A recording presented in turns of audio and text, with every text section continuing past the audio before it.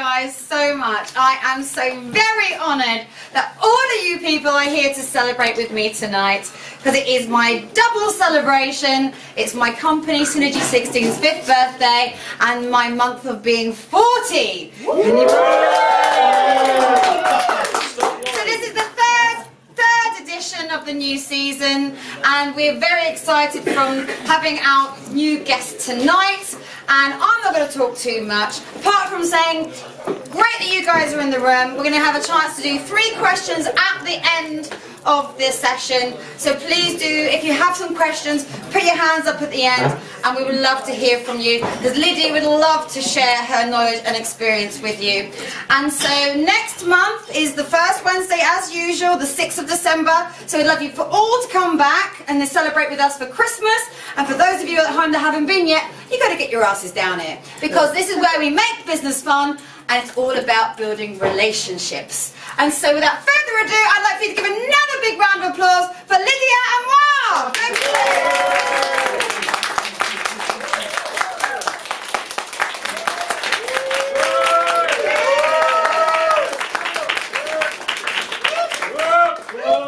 We have an amazing turnout tonight. You guys are absolutely fabulous. Thank you so much. And I want to say thank you to Lydia, because she has stepped in at the last minute. So I want to give a big shout out to Lydia Amoah, who recommended Lydia. And we've actually had kind of worked together before by proxy, because Lydia is a regular presenter on a TV show called A Different Kind of Woman, which is a fantastic show about women's issues, how women are in the world, what women can do to get themselves more elevated, and you do the business section of that. That's right, yes. And I got a couple of people onto the show to talk about mental health and a non-chemical cleaning product called Tickety Boo, quite random. But it was great getting those people on board. And Lydia, thank you so much for coming along. Thank you so much for inviting me. So as I've been talking about different kind of women, let's start with that, if that's okay. Yeah, we can, yeah. And so for you, how did you get involved with them, and what has it done for you being on the show? Well, you know, the media is really powerful, and it's just a really great way to raise your awareness and elevate what you do. But obviously you have to choose the right medium for you as well. And I got involved with the show via Lindsay, mutual contact, through an event that I did last year, which was around Pitch Perfect, because I felt that, you know, as you do, you have networking events, and sometimes, even though it is about building relationships and finding ways to collaborate with people, sometimes people do not know how to articulate what it is they really do. And you've got that precious time to sit down and talk to people, and or stand and talk to people, whatever it is. And I just felt, I want people, and I aimed it specifically at women, because I felt that sometimes some women were apologetic for either how good they were, or they were downplaying how good they were. And I thought I need to do something about this. I need to raise the value of women. And when you're doing a pitch, it has elements. You've got the tagline, the 1-minute pitch, the 3-minute pitch, and then when you're doing the final presentation to maybe the financial board, when you're getting for that investment, how do you, with your clients, sort of work them through those experiences? Well, first of all, what I really like to do, I like to work with people on a foundational level, because regardless of what you do in business, if you don't realise that you've got value and that you're good enough, you will never succeed. Yeah, self-worth is so important. And you might not think, but I have that issue sometimes myself. But everyone has it at times in their life. So when you're working with clients, how do you sort of get to the point of what's the cause of that self-worth, and then get yourself around that? That's a really good question. I think what I do is I'll sit down and I'll speak with people, and I just really take my time and listen. It's a time where I'm talking less and listening more, and focusing more on the individual and finding out, listen, for example, you say that I want to start a business and I'd like to start maybe a health practice. And you say, okay, fine, how long have you wanted to do this for? You ask them a couple of questions, and quite often you find people, Sarah, have wanted to do it for 10, 15 years, and they've got so much knowledge, but they're not out there doing it. So I like to get to the root of the issue and find out what is it that's holding them back. What obstacle or what belief have they got that's holding them back? And some people might say, oh my gosh, that sounds so American, my beliefs hold you back, you know, but it actually is, it's so foundational, it's so true. So it's really understanding what's ticking in the mind. because the mind is a very valuable tool. It is powerful. Your mind can make you feel that you're the greatest person in the room or the most insignificant person in the room. And I feel some people have the battlefield of the mind. So I want to unlock, what are you thinking? And how do you get to that nitty-gritty? Because vulnerability and the fear of thinking that you're wrong, you haven't got it right, you're not good enough. How do you actually sort of get underneath that sometimes bravado or ego to get someone to be actually honest with where they are and what they could be doing with that? Yeah, I feel that, I think I heard that saying, people get the clients that they deserve. And I think by the time somebody comes to see me, they're ready. They're ready for the types of questioning and the grilling that I'm about to give them. But I'll do it in a loving way. But there's no time for messing around. If you've come to see me, you really want to actually get to the nitty-gritty. So I probably would say to them what I actually see. And they know that I'm not doing that to make them feel small, you know? They know I'm doing it because I actually care. And I identify some of these things because I used to be in that place myself. You know, well, that's a really does that make sense? Definitely. And so let's take it back 20 odd years to where you started, because you have a PR company as well. So you've got this kind of two-pronged aspect where you can coach them, and once you've got the client in the structure and system that's then deliverable, then you have also the ability to promote them. So you've got a nice, way of like coaching them through and nurturing your own clients to then elevate. So where did it all begin back then? 20 years ago. So really, the PR was where it started. Yeah, literally. I felt that it was. I remember, if you go back to the classroom, I remember the things I used to be really interested in was #1 people. You know, I used to love English, I enjoyed drama, I enjoyed sports and history. They were my subjects that I was just in love with. And I'd always be that person that spots somebody in the room that, there's something wrong, somebody's not feeling too good here. Like being a fixer. Yeah, you could call it being a fixer, but I think what you began with is that I had my own personal situation that happened. My father passed away when I was quite young. And being the youngest in my family, I think whatever position you are in the family, it's quite interesting. When you're the youngest, you can watch every single thing that happens in the family, and you learn and observe so much. Learn from other people's mistakes. Yeah, it's the best way to do it. Yeah, I don't know if anybody here is the youngest in the family, and then there's people that are in the middle sometimes. Anyway, but being the youngest, I observed a lot, and obviously I saw my father be unwell. That made me go a lot into myself. I remember being at the very top of the class, and then after that happened, being at the very bottom, and I think that led me to become a very sort of sensitive and in tune person. So it began there, really. And how did you get yourself, being at the top and then going back down? Yes. How did you get yourself out of that situation? Because that must be quite valuable when you're looking at your clients and they're feeling down on themselves. Yeah. You've had that experience yourself. Definitely. I'm very proud to say, listen, I practice what I preach, and I was very fortunate to have a mentor when I was 14 years old. Wow. And that mentor looked at me and said, listen, there's something wrong with you, girl. I was like, no, I'm absolutely fine. I just facade up. And they saw right through it. And they said, well, when you're ready, come back and see me. And it was something I always remembered.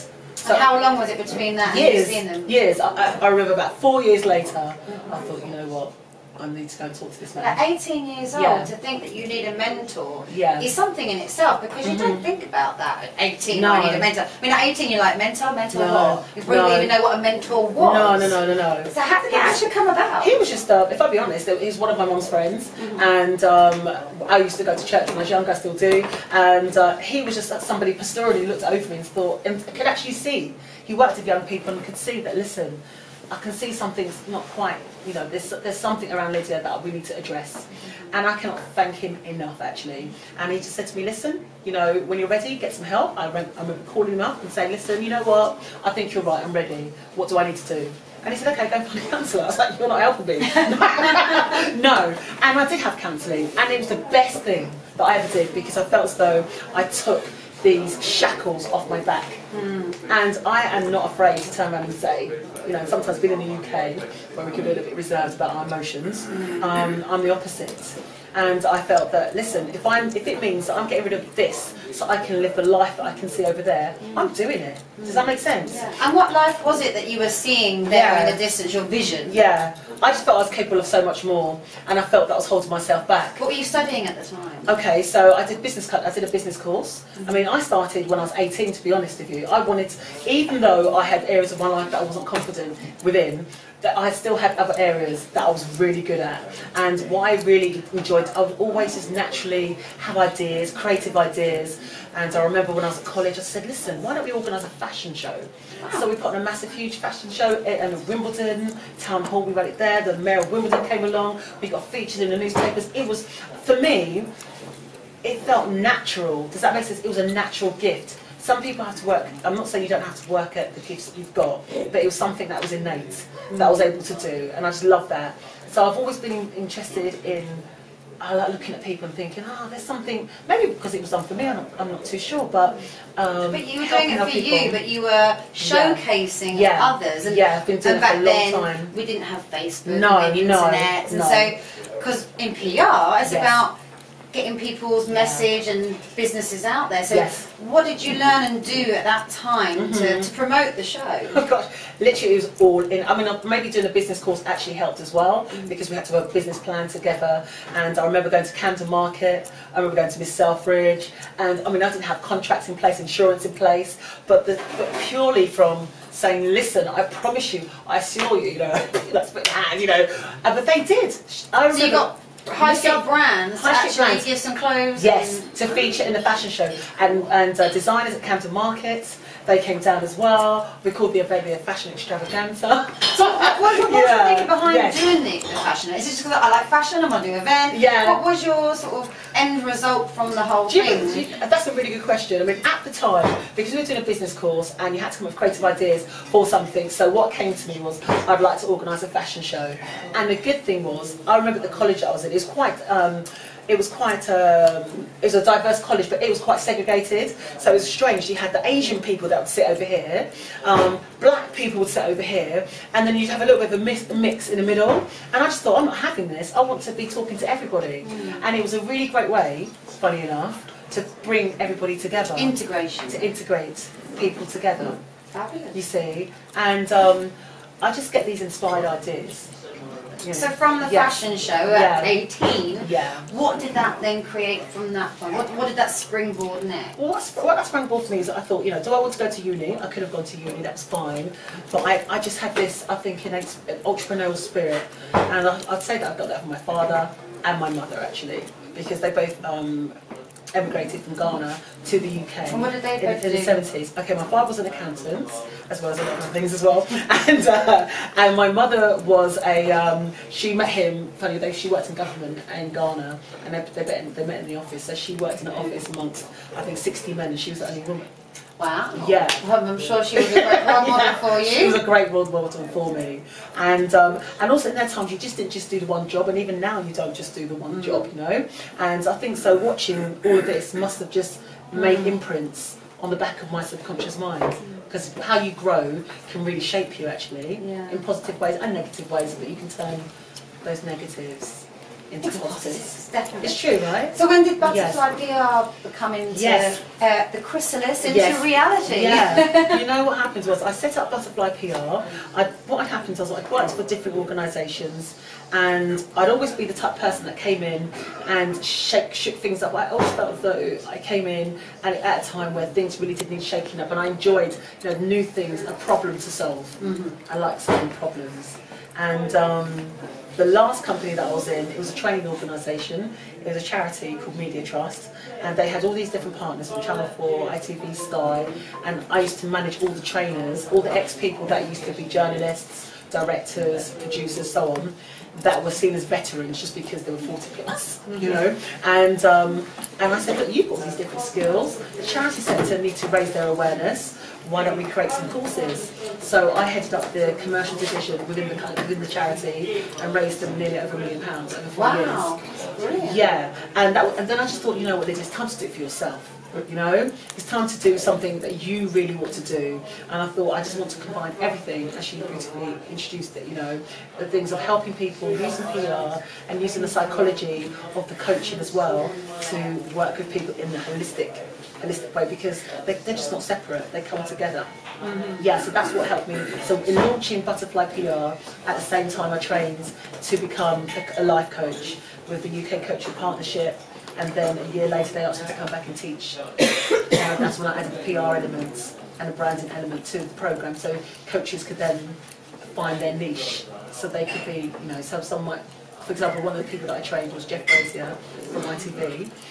And he was one of my clients, and he'll be happy for me to say this because he always talks about it, but I just saw in him, actually he would be a great coach, and he's doing that now. Oh wow. And is he still working for ITV?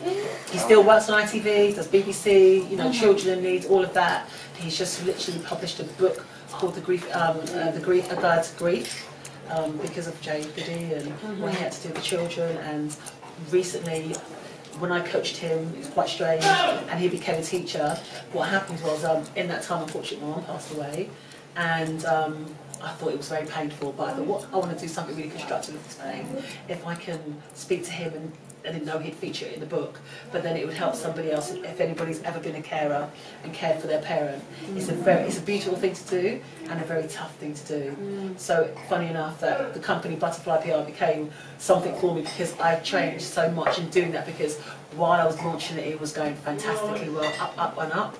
My mum became unwell, but you know what, I don't care.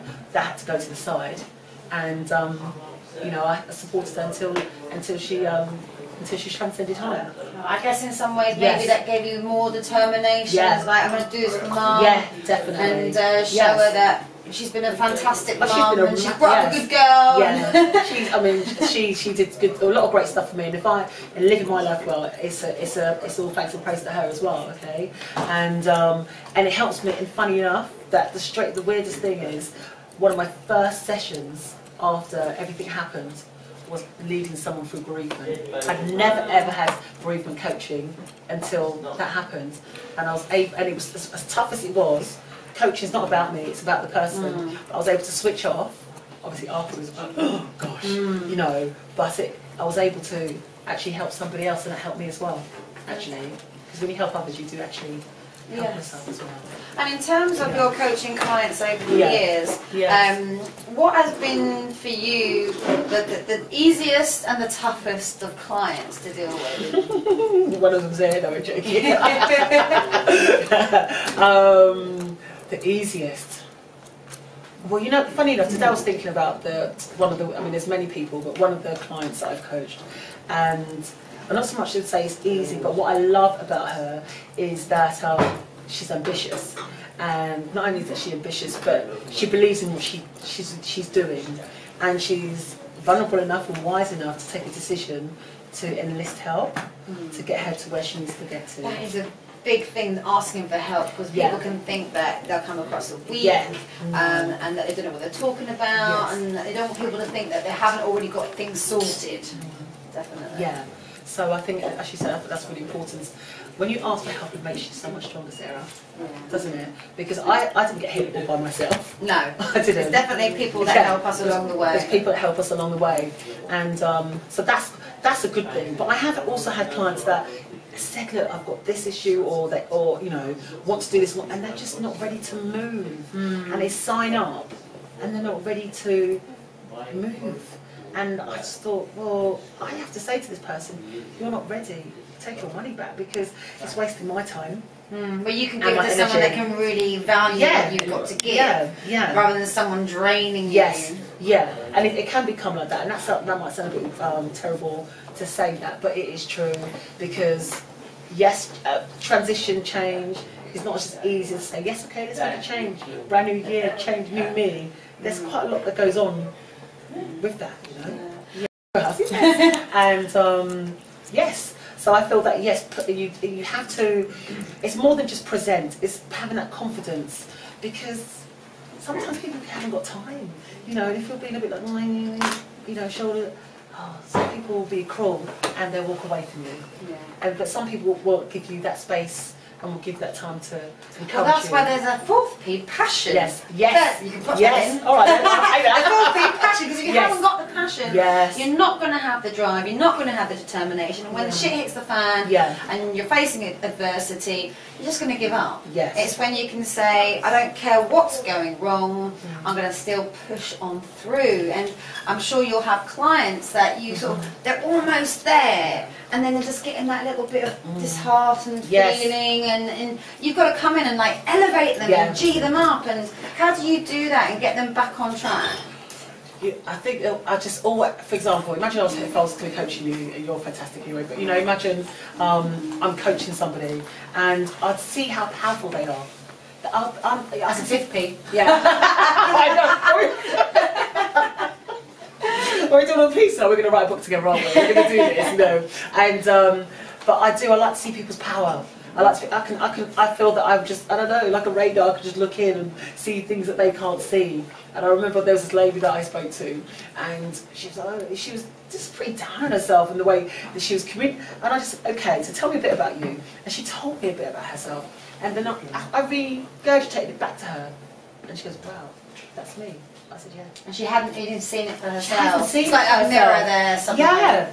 And then since then, when that happens, what you see her doing now is absolutely amazing. She's won an award. This year she's won like 3. What does she do? What's her focus? Her focus, she's a holistic practitioner, and so she's from another one from a pharmaceutical background, and that sees the importance of the holistic approach and a traditional approach, and combining them together for people to get well, you know. And so this year she won about 3 awards in a holistic field, and I helped her launch her first event at the beginning of the year, which she had to sell out twice. She said that she had to call the venue to get more seats. You know, well, that must make you feel so proud, because like they become your little children.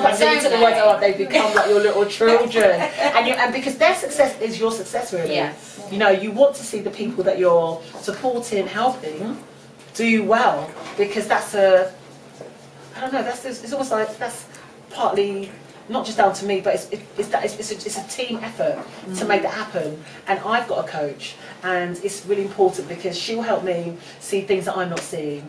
I don't know if you've ever had it, but you get those days where you just actually give up. What am I doing this for?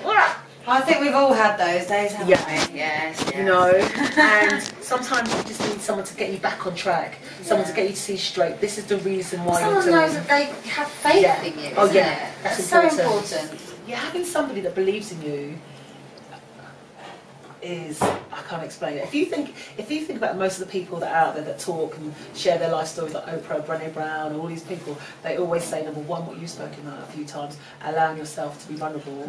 And also, if you ask most of them, they'd say that there came a time when they had to accept somebody else's version of who they really were because they couldn't see themselves in the first place. You know, it's like back then when my mentor at 14 saw my, actually, you know, I remember the first thing he said to me was, you're going to be really good at sales. And I said, that is not a career. I don't want that. But isn't PR part of that? Well, yes, definitely. Isn't it? The better PR, the more sales you make. You see. And he saw something in me. And even if it was years, 6, 7, 8 years later, that word was still in my head. And I thought, oh, I can see what he saw now, and it's the same way I can do that. Actually, it's quite emotional that you could do that for other people. Like you're giving me a space here, and you give other people a space, time in, time out, and that elevates them. And you're probably helping out more people than you realise. Yeah, because you're actually giving somebody a chance to share their story, and you know, and that makes them feel great as well. It's a good feeling. I mean, in terms of like how you've got in your journey to here, and what's for you been something where you've found it quite tough and you've fallen that little way back, and what's got you back on track? Because it happens to all of us. Yeah, okay. I mean, I mentioned one of the biggest things was the situation that happened to me with Mark, you know, and I remember I said to the Telegraph, you know what? So once you're sort of on your path, and you've had moments where like, you mean, okay. Sort of, once you sort of started that part of the journey, it's not always going up. No. You know what? You know, I don't know if you've seen one of those little quotes that are out there. Some people say success looks like this. go straight. It's not like that. It's like a Mexican wave, isn't it? Because if you're in it for yourself, you run your own business, you're an entrepreneur, but even if you're running a business and, you know, it can sometimes be lonely at the top, and you're the person that has to be, you feel that you have to be strong for everybody else and be that space for everybody else and always be the one without problems, you know. And there's times where you have to know when you need to actually call your coach or your mentor, or you have to know when it's time to say, you know what, shh, Wi-Fi, you know, now there's a certain time at night, Wi-Fi's off, you can't connect, you can't connect with me. If it's really urgent, you know my home line, someone's passed away, you know how to get me, you know. You have to switch off. You just have to switch off, because the brain just keeps ticking all the time. So I think it's identifying and the signs, and my husband helps me a lot, and I've got people around, I've got good friends, I've got my coach, so I have a support network. I hope that what I do is set the things up that I expect and help my clients to get into place. Does that make sense? So when things have felt a bit down, you just reach out to those people and they're there for you. Or there was a lady I was talking to earlier on, one of my friends earlier, and I said to her, we were talking about seasons, and we were talking about November, December, and I said, well, actually, we were saying some people get depressed around November, December, and we were both saying that we found it a really magical time, and I said, it's almost as though you have to look up rather than look down. You know, in the winter sometimes people are shuffling around and they're looking down. You have to set your mind right. You know, the mind is really, I keep saying is it mindset, as you were saying earlier? Yes, it is. I found that's really powerful, because sometimes if you're at home, you run your business and you're by yourself, or if you're in a boardroom, or you know, if you're the decision maker in your business, sometimes you might be a lot with yourself. You might be a lot with your own thoughts. You know, and those thoughts can, like I said, they can send you in any direction, and that becomes consume you sometimes, and then the depression starts. Exactly. You don't want to get out of bed. Definitely. You want to keep the curtains closed. Yeah. And sometimes I say, you know, if you have a bad day, have it. If you want to be in that, you know, just do it, but just make sure you get up the next day, get yourself out, do what it takes. Don't stay there, because that's a powerful emotion that will keep you down, you know. And that's something that can be difficult when you are an entrepreneur, you're a one-man, woman business. If you don't get out of bed and do your shit, who's going to do it for you? There's no one else going to do it. So you have to really get yourself in a way to get over that and just pull yourself out. Absolutely. And do you have any kind of top tips or any sort of little exercises or anything that that people could share with the audience now that if they're having that kind of shitty day, that they could use that? Yeah, I would say. So I'm going to put something down on the chair for everybody to write some things down, but I think it's really important to always remember, you know, what got you started in the first place. If you're in a career and you're looking for that promotion and you're thinking, you know, can I do this? I'm feeling really bad, I'm not quite good enough, I'm not making a place for myself in that boardroom. You need to write down what you're good at, you know. Write down your list of, you know, the things about yourself. Your pros. Your pros. Your pros that you can celebrate about yourself, because you've got to validate yourself. So number one, if you're hanging around for validation from other people, you'll be rating around for a very long time. So please write down what you're really good at. Know your own value. Know your own value. It's really important. And then second, my top tip number two is actually do practice mindfulness. It's really important just to think about how you're breathing. Yes, breathing. It's really important, because it can just create some calmness in your mind. You just, you know, circulate some oxygen into your mind, into your body, and it's just a great way to just stay calm. I've helped many people that have felt like they're going to be anxious before they go to the boardroom, so I've just got them to do some breathing exercises and stay positive, and that also helps as well. And number three, I always say this, just honestly, if you don't celebrate yourself, who else will? So it's really important to celebrate yourself and feel good about yourself. So they're my three top tips. Excellent. Yeah. Well, everyone should take a nice deep breath in. Doesn't that feel good? It's something so simple but yet so powerful. You know? I noticed that I don't breathe enough. Like sometimes I'm doing an email and I'm concentrating, and when I finish and press it, I'm like, breathe again. Do you see what I mean? Yes. So many people rang up, you know, 999, thinking they're having a heart attack, and they're just not breathing. Just not breathing. So we're almost coming to time now, and before we finish, I want to open it up to the room. So put hands on. We've got a question from the audience. Yes, we have Christopher at the back there. Chris, actually. Chris. Coach Lids, if you had to start all over again, what would you do? How would you go about acquiring your first 5 clients? Good question. Ooh. If I had my time again, start again, I believe myself a lot more sooner, you know. And the way I acquire my first clients is being absolutely really clear about what my offering is, and secondly, about how it's going to impact them. And I think what's what people want. They want clarity. They want to know why they're investing and what the result is they're going to get from it.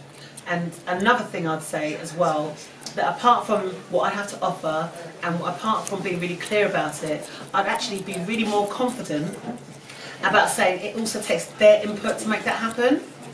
So you can't be that super magic person to make everything happen, because it takes 2 in business. It's about drawing it out from them. Yeah. Does that help? Yeah, I was talking more like from a strategy point of view. Would you create content? Would you do cold calling? Would you cold email people? Okay. What would you do Okay. in terms of actually getting in contact? If nobody had ever heard of you before, Yeah. but you had a great offer to present to them, what would you do? How would you go about that? Okay. So imagine I'll set my business up around now and the power of what we can do right now. Yeah. Okay. So what I'll do is, number one, I'd make sure I have a really clear plan. I'll still go back to having a real plan. Even though you can go off that plan, you have to have a real plan. That's so important. Number one, write yourself a really good business plan so you know what you're about and what you're doing, your purpose. That is absolutely really important, because if you're not clear about that, nobody else will be either. Secondly, if you want to raise your profile more, then you look for opportunities where you can speak at events, get into collaborations. Yeah, use social media yourself. Don't just rely upon newspapers, magazines, TV to invite you to be on the shows. You can create your own media right now. Right now, using. I mean, Instagram is really powerful. Yeah. And also, I'd say to have patience. Yeah, because success just doesn't happen overnight. You'll meet people that say, "I can make you successful in 30 days." It's a lot of rubbish. Thank you. Thank you, Chris. Another question? Yes, Marco. Let's have a question from Marco. Yeah, I was wondering if it's more important the content of the service that you want to provide to people. Yes. It's more important how you package yourself to propose yourself to the people to provide your service. What's more important in assessment? Oh, is it content or how you package yourself? Yeah. First of all, definitely it's got to be content. You've got to have something concrete, right? Yeah. To start off with. Yeah. Because, your offering. Yeah, your offering. The content is important. And you can shape that as you go. Don't wait for it to be perfect. Do you see what I mean? Yeah. If you've got an idea, just get going with it, but just have something concrete. I always will say that, because I think actually, going back to the gentleman's question, in the beginning, and even when Sarah asked me, I'm quite a creative person and quite a spontaneous person. So I'll say, I was at an event the other week, and I said, a few years ago, early this year, and I said, I'm going to do an event here. My colleague looked at me and said, okay, but I made it happen. I didn't have a strategy, I didn't write things down, and I made it happen. Have the vision, worry about the how later. Yeah, I'm a bit like that, but some people have to have something really concrete down. Everyone's idea of education and how you do things can be quite different. Does that make sense? Yeah. Yeah, and then once you have that, you have a bit of a clear idea, then you can begin to start presenting yourself and packaging yourself in the right way, thinking about who's your audience, what do you want to do with this. Yeah, it's really important to do both. Both at the same time, it's not? Yeah, they're kind of like weave in, weave out of each other. Okay. Yeah? I don't think you could just do one solo by itself, otherwise you can just get stuck in the content and not actually have any action. Yeah. Yeah. Thank you, Marco. One final question. We have there Tony. Tony asked a question there. Thank you. Hi, Coach. I think what you do is fantastic. Thank you. But it's essentially focused on people at the outset starting up. Would that be fair to say? It's two-tier, because I've also been supporting corporate organisations as well. I'll quickly get to this. Yes. Over a decade ago, we put in a lot of laws to promote equality in the workplace. Yeah. what that actually did is backfired, because from 2007 to 2012, 80% of new businesses were started by women, because they could not get into the workplace because the companies, the corporations, to stay compliant, didn't employ them. So a lot of those were forced to go into self-employment. Quite a few of those, I've done quite a bit of research into this, quite a few of them are single parents. They do 15 hours a day with the children and things like that. They get to an age where the children are near enough independent and they're washed out, they feel absolutely worthless. A lot of coaches like yourselves concentrate on the beginning and corporate, but these guys are doing their best and they're being missed out. And there's about 800,000 of them that earn less than £6,000 a year. Now, they should be embraced as opposed to being shone upon. You know, they're out of social groups and all sorts of things because their children and work is everything to them. And you know, they could be on the dole earning more money than £6K a year, couldn't they? And it's just like, you know, you speak so well. And I can see the inspiration you're installing people, but I feel that these people need a cuddle. And nobody goes anywhere near them, you know. So what do you want to organise an event and I'll just come along and do a talk? Yeah, well, I'm doing quite a bit of work myself to promote it, but because they are so isolated, children get the children up, breakfast, blah blah blah. Take them to school, do their bit of business, kids stuff in the evening. You know, 9 o'clock at night they're sitting down. That don't stop at weekends for these ladies, does it? No. You know, I found that I'm actually quite very active on Instagram, and there's many groups out there, and I've noticed that there are a lot of mums, like mum networks, you know, and sometimes in my hashtag, you know, I include, you know, mumpreneurs. And they reach out to me, and you know, and they say we like what you're doing, because if they're just tapping into that bit of inspiration, like you said, because they don't want to feel isolated. And I think now's a really great time because of social media. If these people can get onto some form of social media, Wi-Fi, share the neighbourhood's Wi-Fi or something, they can create some ideas. There's things that they can do. I mean, I know so many people. It's not so much what they can do. They're already doing it. They're doing their very best. It's a bit of support. Are they missing out? Are they missing out on? Well, no social lives. It's just dedicated to bringing in an income and their children. It's about finding balance. It's about finding balance and having a network. And you know, they feel absolutely washed out, 45, 50, when and they're wondering what it's all about. Well, you know what? I know it's really tough. But I can only go back to the people that I know and the knowledge that I know. And I remember when my mum was 40, she had 4 children, lived here in the 70s when it said no blacks, no whites, no blacks, no Irish, no dogs.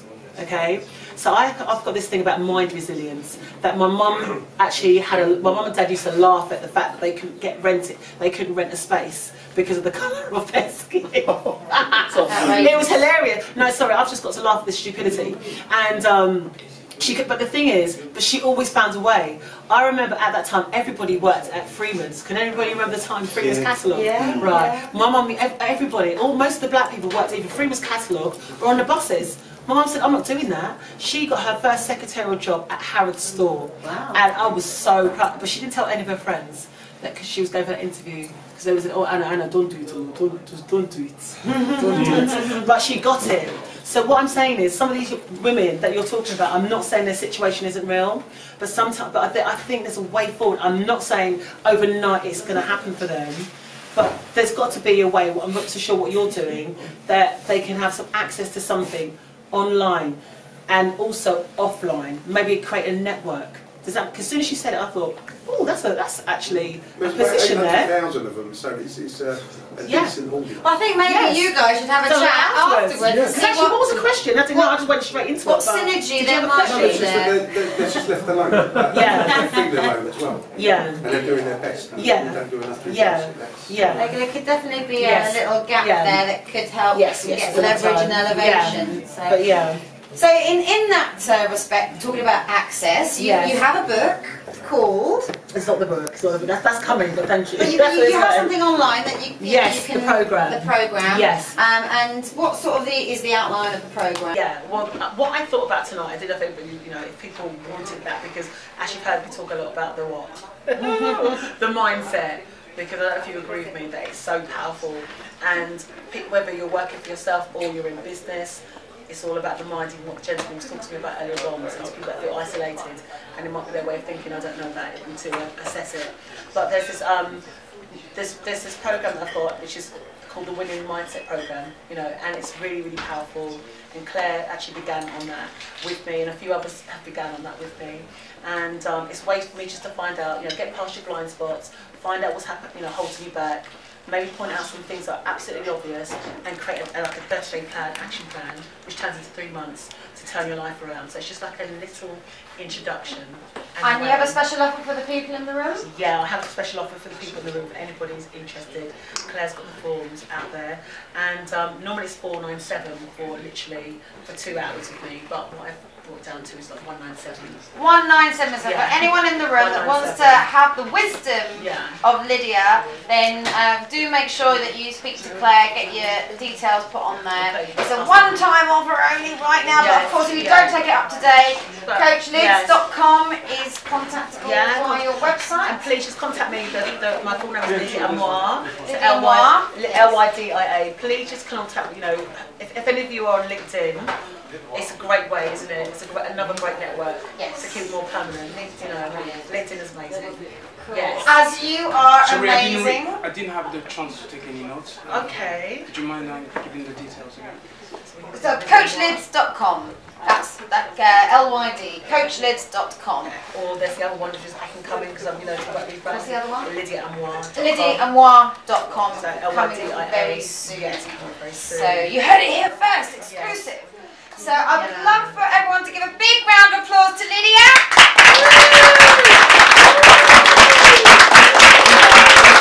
A big round of applause to you guys.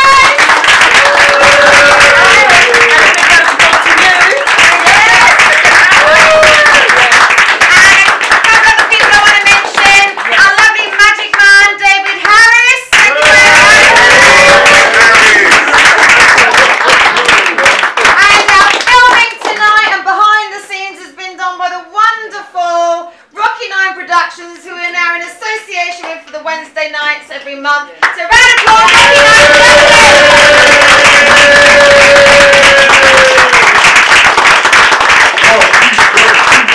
So for the rest of the evening, we'd love for you to get some of the beautiful food that's here and some more cocktails. The house tunes are going to be playing, and we want you just to carry on mingling and building those relationships, and as we do as ever, make business fun. So thank you